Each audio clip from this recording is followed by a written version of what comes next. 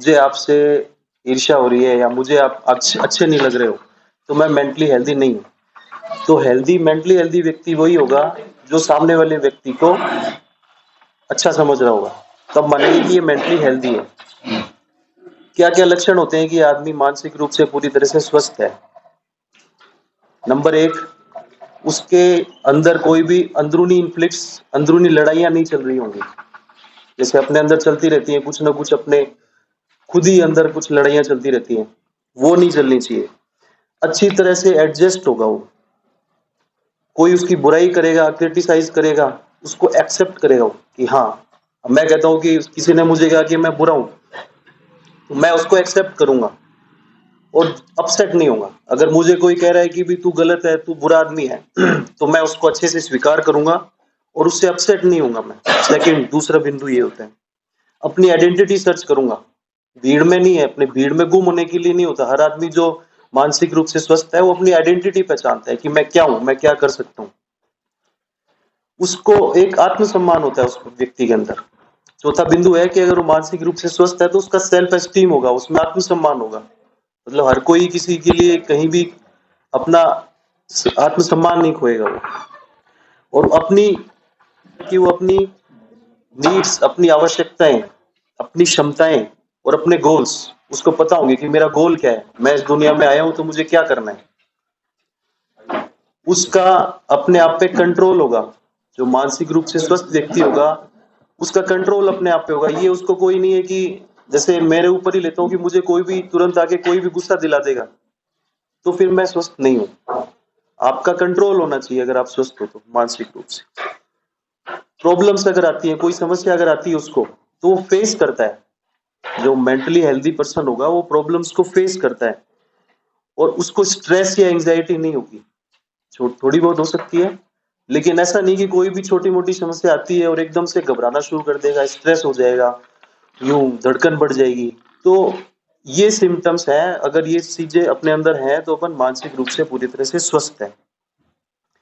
इसके लिए अपन कुछ रोल है, जो मेन रोल है अपना स्कूल्स का, क्योंकि बच्चे की जीवन की शुरुआत होती है स्कूल में।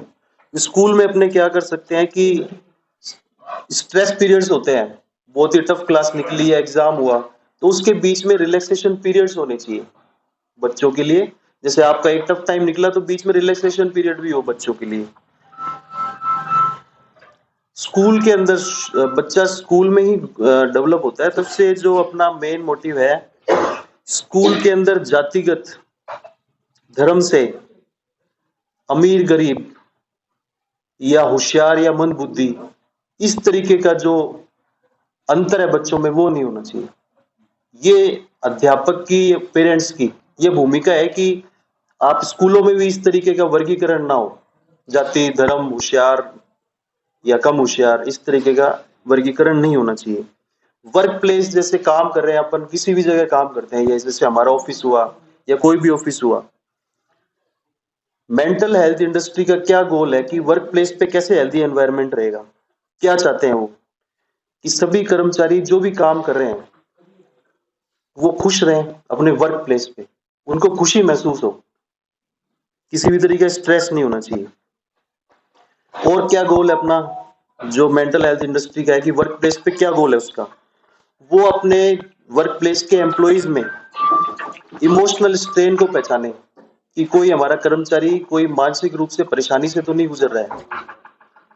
अगर इस तरीके की कोई परेशानी है तो उसका एम्प्लॉय का ट्रीटमेंट करवाया जाए।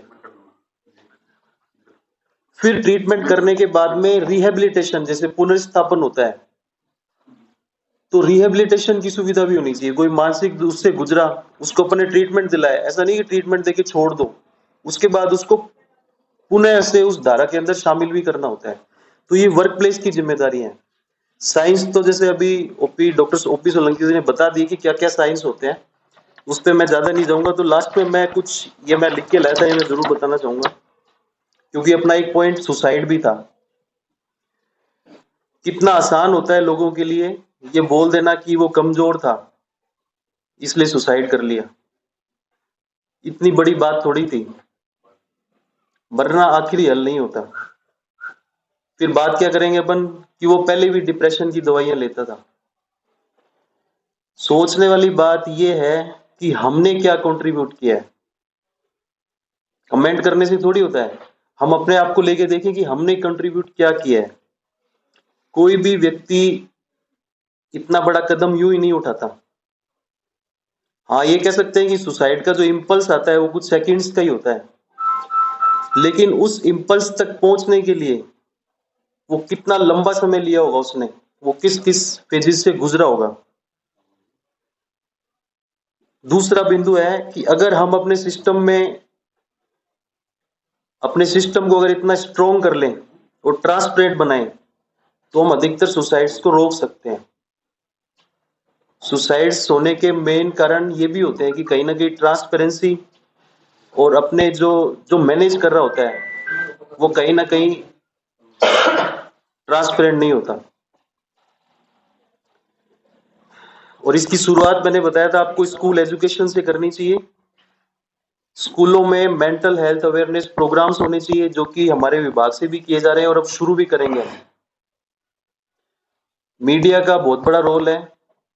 आप लोग सीधी जो है पब्लिक से सीधा कम्युनिकेट करते हो आप, और एक समाज का एक बहुत बड़ी जिम्मेदारी है आप लोगों के ऊपर।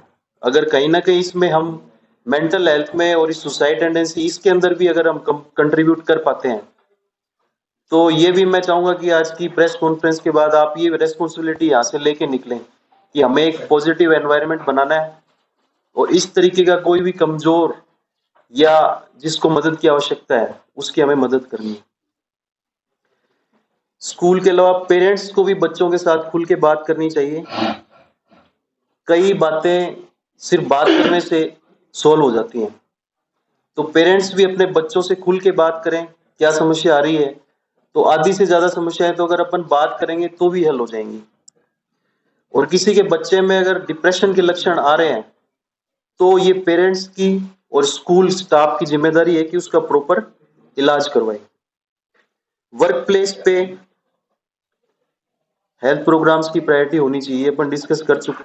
अगर किसी भी एम्प्लॉय को मेंटल प्रेशर अनुभव हो रहा है, मानसिक रूप से प्रेशर अनुभव कर रहा है, तो उसको इतना फ्री रखना चाहिए ताकि वो आपसे वो डिस्कस कर सके कि मुझे ये परेशानी हो रही है, चाहे पारिवारिक परेशानी है, चाहे वर्क से संबंधित है, आपके कोई अधिकारी की वजह से परेशानी है, तो खुल के बात कर सके। इस तरीके का सिस्टम होना चाहिए। हम जो भी सर्विस दे रहे हैं, चाहे हम यहाँ चिकित्सा विभाग की सर्विस दे रहे हैं, चाहे आप ये मीडिया से आप जो भी पूरी, ये तो सोशल वर्क है एक तरीके का, मीडिया वाला भी आप सर्विस दे रहे हैं, चाहे पुलिस सर्विस दे रही है, कोई भी सर्विस है, सारी सर्विसेज है।